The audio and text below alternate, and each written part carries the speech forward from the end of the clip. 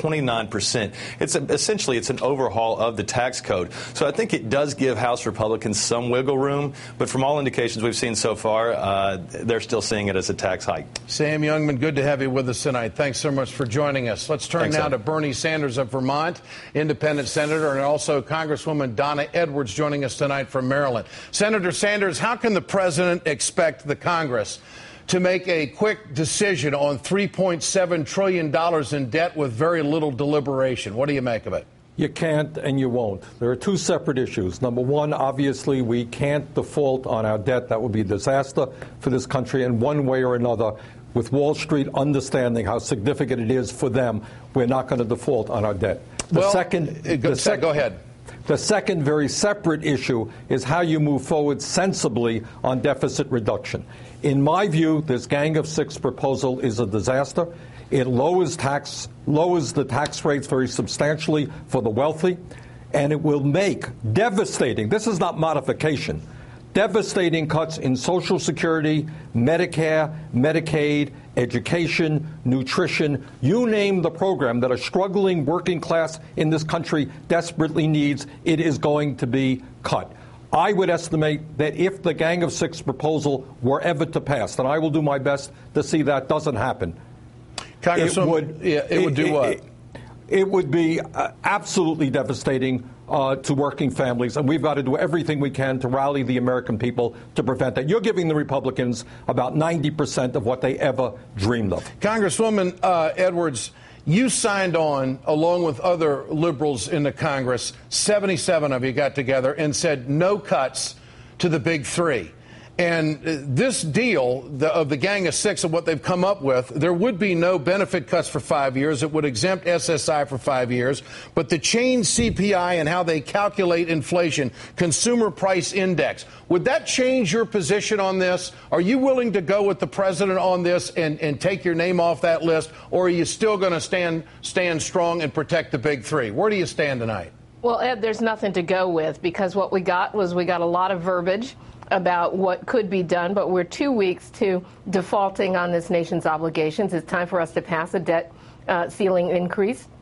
And also, to say to the American people and stand with the American people by the polls that you showed earlier. American people want deficit reduction.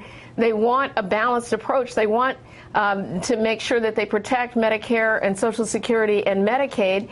And I still stand by the letter that we sent to the president. And it wasn't just liberals who want to protect these programs for the American people, because they deserve it. And especially while while there's some out there who want to give away, all kinds of tax loopholes and benefits to corporations, to big oil, to millionaires and billionaires, and then try to balance the budget on the backs of our seniors, working people, and the disabled. It's just not fair. The American people know it's not fair. And as I said before, this shouldn't even be in the conversation. Okay, so where are the allies that the president is going to be counting on to get this passed in the House? He may get it done in the Senate, but in the House, it's really going to come down math-wise to many of you who signed that letter, whether you're going to jump with the president or if you're going to protect the big three. What else could it be? Well, as I said, I think that both chambers right now, at least the Senate right now, is working on a plan that would get us, the cleanest possible debt ceiling increase so that we don't default on our obligations. Okay. And we need to focus on that. I mean, it's kind of ironic that this was thrown in kind of as at the last minute as a monkey wrench, but it is not ready for prime time. There's no legislative language. There's no committee action. It's time to, take this stuff off the table and use our 2 weeks to do the business of the American people. Senator Sanders, it appears to me that the best available option right now for lefties in this country is what former President Clinton is talking about. The former president says that he would invoke the so-called constitutional option to raise the nation's debt ceiling without hesitation and force the courts to stop me in order to prevent a default. I mean, if the entitlements aren't the problem as to what got us here with the wars, the tax cuts, and big pharma, doesn't this really offer up the best available option for liberals? It's an option. It's one I think the president has indicated that he's not sympathetic to. But I think we can figure out a way to pass and to raise the debt ceiling. But I got to tell you something else, Ed.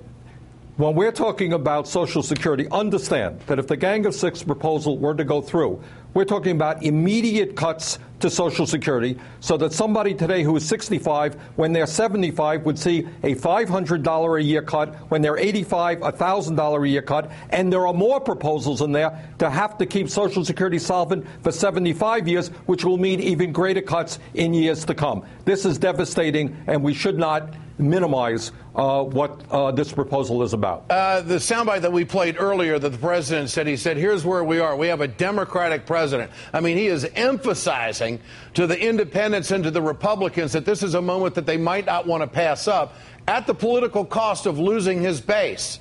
I find it pretty amazing. And what about the McConnell plan, along with Harry Reid? I mean, he's thinking that this is some kind of a backup plan. Do you think that this has a chance in the Senate?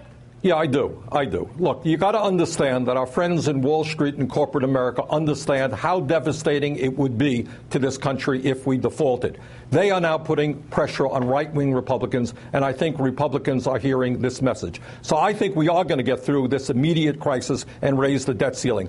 But most importantly, what we need to do long-term is engage the American people in long-term deficit reduction and say, you know what, we're not going to lower the tax rate for the wealthy. We're going to start asking them to pay their fair share of taxes. We're going to do away with corporate loopholes. We're going to take a hard look at military spending, which has tripled since 1997. There are fair ways to do deficit reduction, and this Gang of Six proposal is not one of them. Congresswoman Edwards and Bernie Sanders, Senator from Vermont, great to have both of you with us tonight.